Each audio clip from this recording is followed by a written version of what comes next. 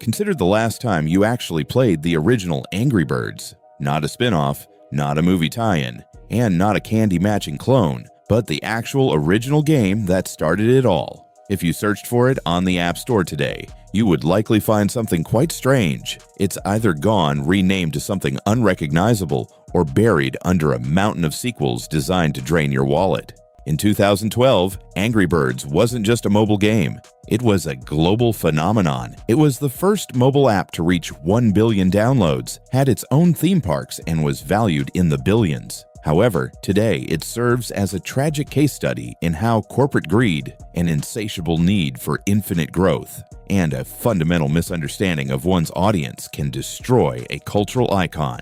This is the slow, painful, and very greedy decline of Angry Birds. To understand its fall, we must first examine the desperation that led to the bird's creation. Many people think Rovio experienced overnight success, but the reality is far more grueling. By 2009, the Finnish company was on the brink of total collapse. They had developed 51 games and each one failed to gain traction. Just weeks away from bankruptcy, they decided to bet everything on one final idea. Observing the newly released iPhone, they realized that most games were merely trying to adapt console controls to a touchscreen, resulting in a clunky experience. They needed a game designed for single-finger use. When an artist named Jaakko Isolo presented the team with a sketch of grumpy, wingless birds looking frustrated, they didn't even have a game mechanic yet. They simply liked the characters. The concept of the slingshot was added later, and the physics-based destruction felt almost magical. This was the perfect storm of timing and simplicity. It cost about $140,000 to create, and it would ultimately generate billions. The success of Angry Birds was so immense that it blinded Rovio's leadership. They didn't want to remain just a gaming company. They aspired to be the next Disney. They began putting the birds on everything imaginable. T-shirts, lunchboxes, plush toys, soda cans. If it had a flat surface, there was a red bird on it. At one point, merchandise accounted for nearly half of their total revenue. This marked the first sign of greed creep.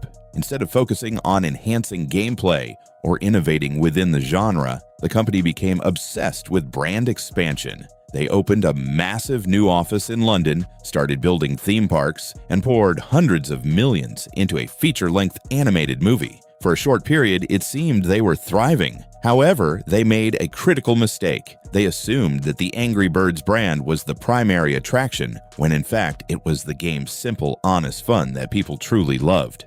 While Rovio was focused on building a media empire, the mobile gaming industry underwent a radical and troubling transformation. When Angry Birds first launched, it was a premium game. You paid 99 cents and owned it outright. There were no ads, no energy bars, and no pay-to-win mechanics. It was a fair exchange of value.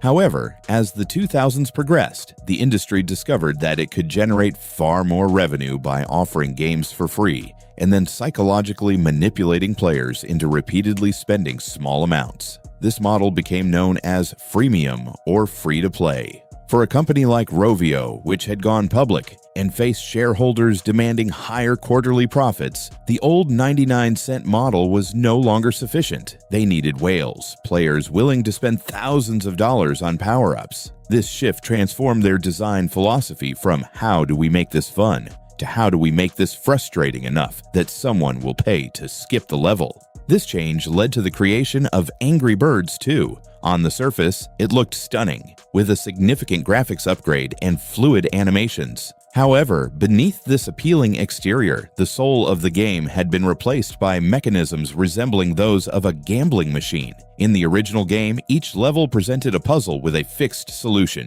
If you failed, it was simply due to a miscalculation on your part. In Angry Birds 2, the levels were randomized, meaning you could play perfectly and still lose due to the physics engine's increased difficulty. At that point, the game would offer you an extra bird for a few gems that cost real money. They also implemented a life system, meaning if you lost 5 times, you would be locked out of the game for 30 minutes unless you paid to continue playing. This approach betrayed the very mechanics that made the original game a masterpiece. They were no longer selling a game, they were selling solutions to problems they had intentionally created.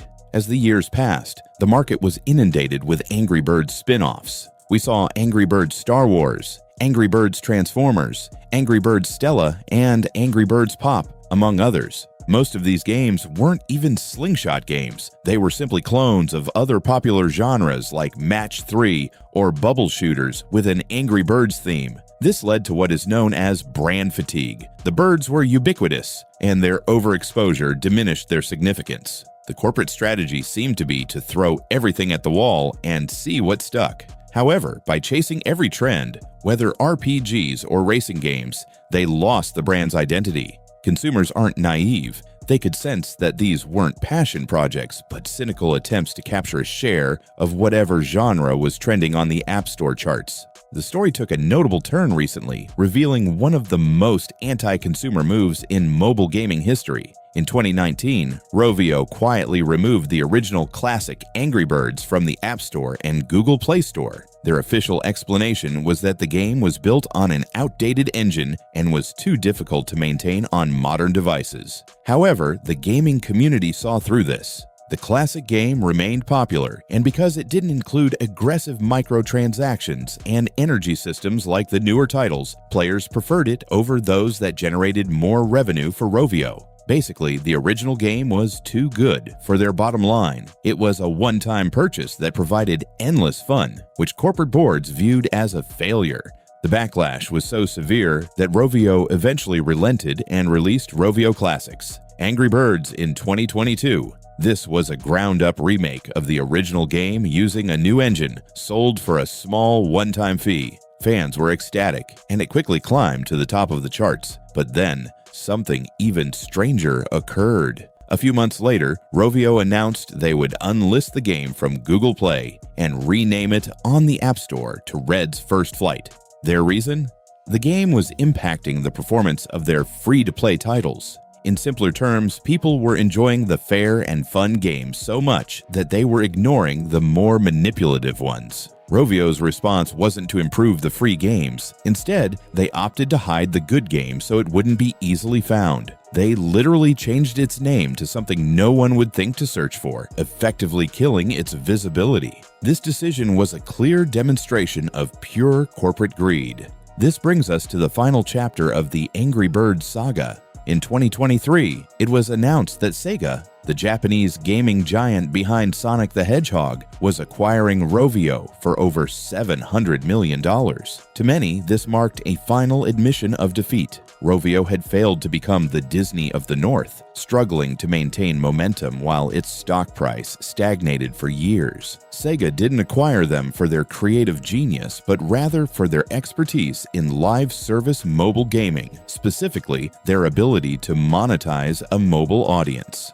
The birds are now just another asset in a massive corporate portfolio, likely to be used for cross-promotions and generic mobile titles. The era of the independent mobile hit that changes the world is over, replaced by a cold, calculated machine of data and monetization. The trajectory of Angry Birds perfectly reflects the transformation of the mobile gaming industry as a whole. We transition from a wild west of creativity, where small teams could create something revolutionary, to a corporate landscape dominated by retention metrics and average revenue per user. Angry Birds didn't die because people stopped enjoying slingshot games. It declined because those in charge shifted their focus from making a great game to making a great spreadsheet. They took a simple, joyful interaction, flinging a bird at a pig, and weighed it down with excessive corporate baggage, psychological manipulation, and greed until the bird could no longer fly. This has been a slow, painful end to a story that should have been a triumph.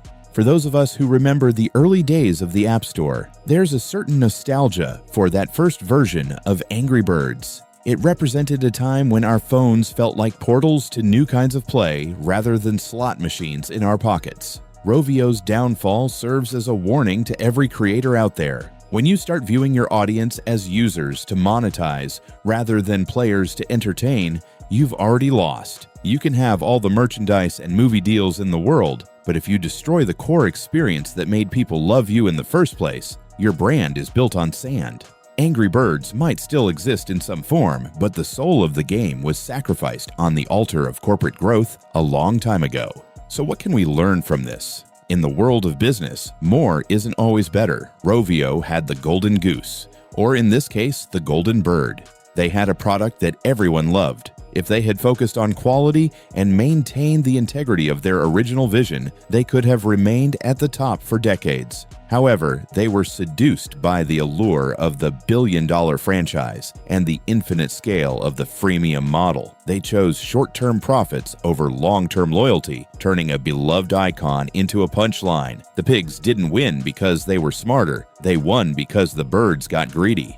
As we enter a new era of gaming filled with VR, AR, and AI-driven experiences, we should keep the Angry Birds story in mind. It serves as a reminder that while technology evolves and monetization trends change, the fundamental human desire for a fair, fun, and honest experience remains constant. When you create something that people genuinely enjoy and treat them with respect, they will stay loyal to you. However, if you attempt to deceive them, hide your best work to force them into using your less desirable options, and prioritize profits over their enjoyment, you may achieve short-term financial success, but you will ultimately find yourself on a long, painful, and lonely road. The slingshot has been drawn back as far as it can go, but instead of aiming at the pigs, it's now aimed at the players' wallets.